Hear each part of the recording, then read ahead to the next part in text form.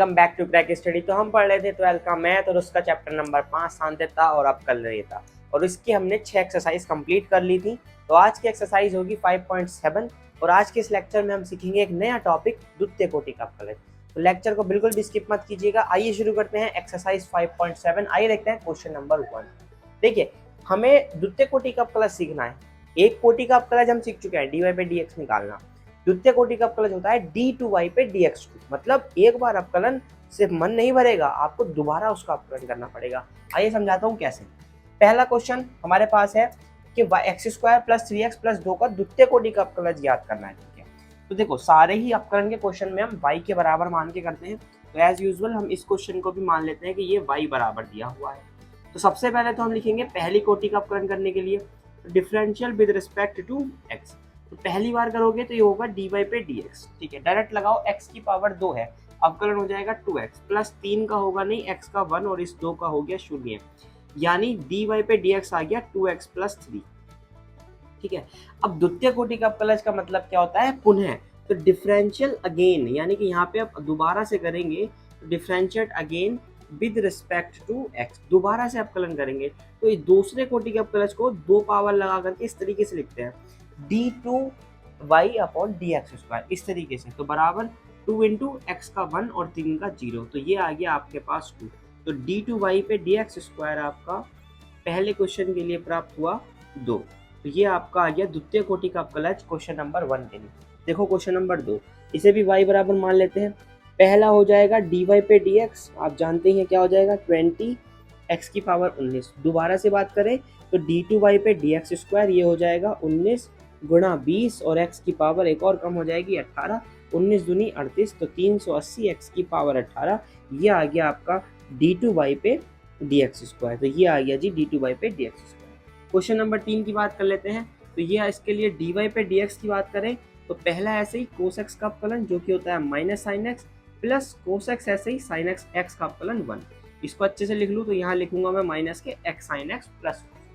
दोबारा से दूसरी कोटि के अपकलन की बात करूं तो d2y पे dx² हो जाएगा।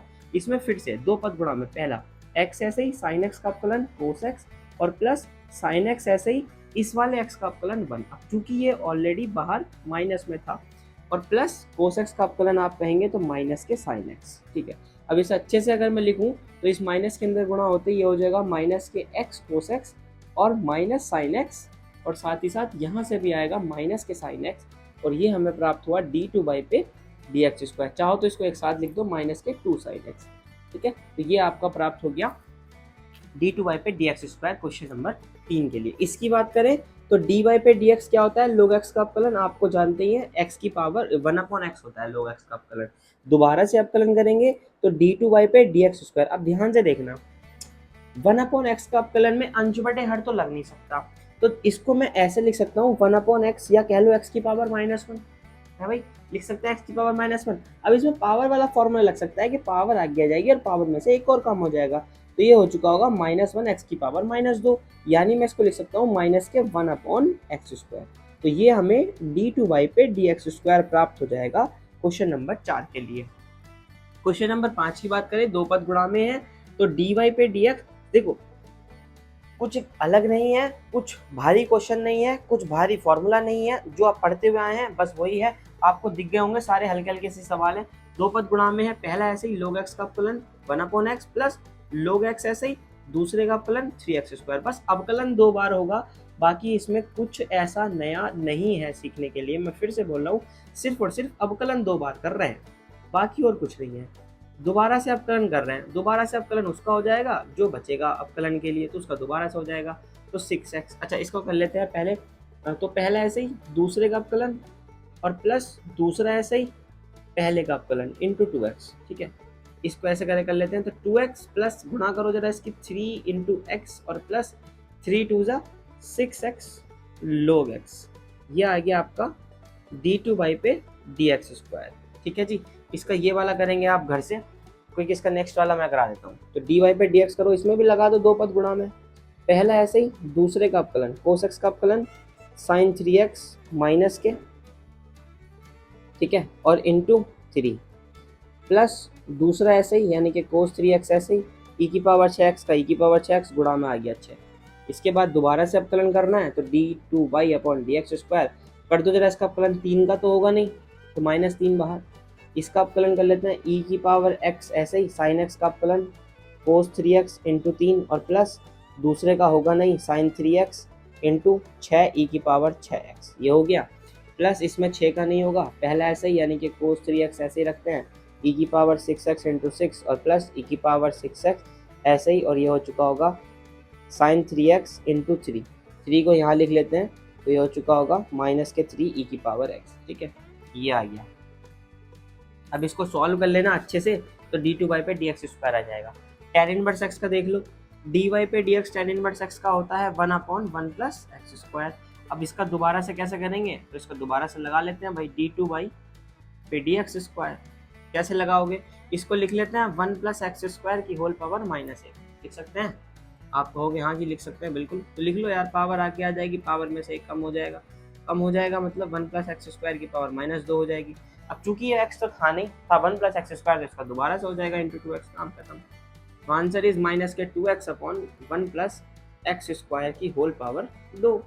तो d2y पे dx स्क्वायर। देखो उम्मीद कर रहा हूँ मैं चीज़ें समझ आती होंगी। अच्छा बताओ, मैंने कुछ नया सूत्र लगाया, बताओ देखो यहाँ भी वही पुराना, यहाँ भी वही पुराने पुराने सूत्र लगा रहा हूँ, बस मैं दोबारा से अवकलन कर रहा हूँ। दोबारा से अवकलन कुछ खास हार्ड भी नहीं है। देखो एक बार अवकलन करा, दोबारा में वही जो सूत्र एक बार में लगेगा वो सूत्र 2 बार में, दूसरी बार में भी वही लगेगा, कुछ ऐसा नया थोड़ी ना आ जाएगा।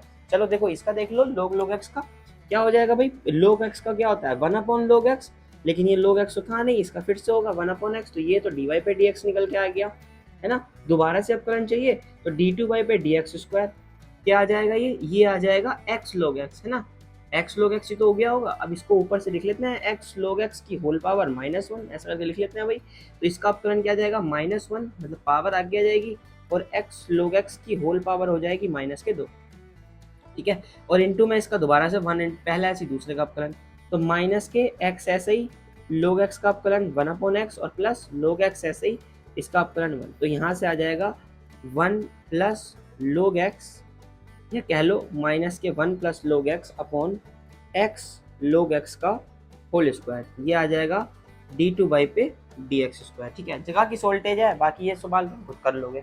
ऐसे ही वो साइन वाला है, करके दिखाओ यार। साइन का क्या होता है तो आप कहोगे जी cos log x होता है, और log x का क्या होता है तो आप कहोगे जी 1/x होता है। फिर क्या कहोगे, ये dy पे dx है, हमें दूसरा बार निकालना है, लगा दो यार दूसरी बार अवकलन, क्या हो जाएगा है, लगा दो, 2 पद गुणा में है, पहला पद ऐसे ही तो ये हो जाएगा cos log x ऐसे ही 1/x का अवकलन। अब 1/x का हमने कहीं यहीं किया था, कहाँ किया था, ये किया था 1/x का अवकलन।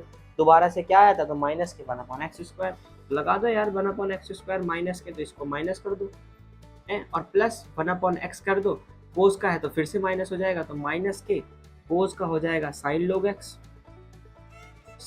log x और इनटू में log x का फिर से आ जाएगा 1/x, तो इसको स्क्वायर कर दो यार, तो ये आपका d2y पे dx स्क्वायर आ जाएगा। देखो मैं फिर से बता रहा हूँ बच्चों, कुछ नया सूत्र नहीं लगा। देखो यहाँ पे भी यार e की पावर है, ये सारे सूत्र आप पढ़ चुके हैं। अब आपने 6 एक्सरसाइज कंप्लीट कर लिए हैं अगर अवकलन की, तो ये सारे सूत्रों से आप भली भांति परिचित। सवाल देखने लायक जो है वो है क्वेश्चन नंबर 11, और इसी क्वेश्चन की वजह से हम यहाँ तक मैंने आपको सारे क्वेश्चन समझाए हैं। कोई दिक्कत कोई डाउट हो तो इसमें से आप मुझे कमेंट कर देना।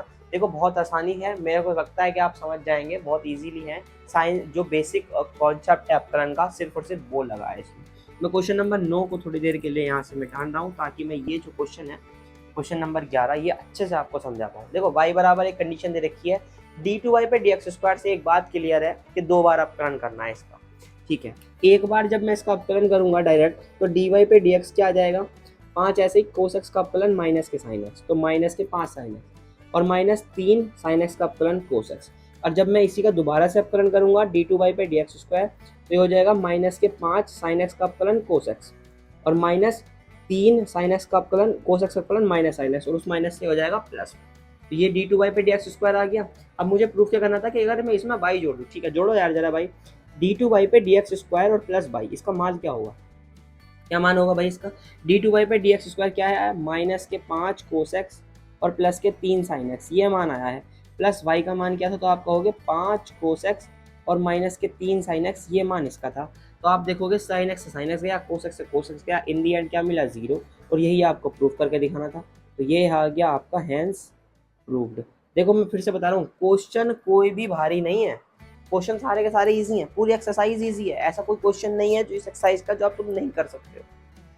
सिर्फ और सिर्फ इतना ध्यान रखो, जो आपने बेसिक कॉन्सेप्ट सीख लिया है, एक बार अपकरण कहेगा तो यार एक बार लगा दो वही सूत्र, और अगर दोबारा अपकरण को कहेगा तो वही सूत्र डाला दोबारा लगा दो, क्या दिक्कत आ रही है? देखो यहाँ एक बार अपकरण का एक बार लगा दिया, दो बार का तो दोबारा लगा दिया, ठीक है। तो चीजों को कॉम्प्लिकेटेड ना करते हुए बहुत सिंपल मैंने रखा है। मुझे लगता है कि आपको समझ आ गई होंगी, चीजें समझ आई हैं तो लाइक शेयर सब्सक्राइब कर दीजिए क्रैक स्टडीज को, और ऐसे इन्फॉर्मेटिव वीडियोस देखने के लिए सब्सक्राइब कर लीजिए क्रैक स्टडीज को। अब मिलते हैं इसके नेक्स्ट पार्ट में, खत्म करते हैं और इसका निचोड़ मरोड़ के पोस्टमार्टम करके सामने रख दूंगा आपके 5.7 एक्सरसाइज। चलिए तब तक के लिए अपना ध्यान रखिएगा, take care, bye bye, see you.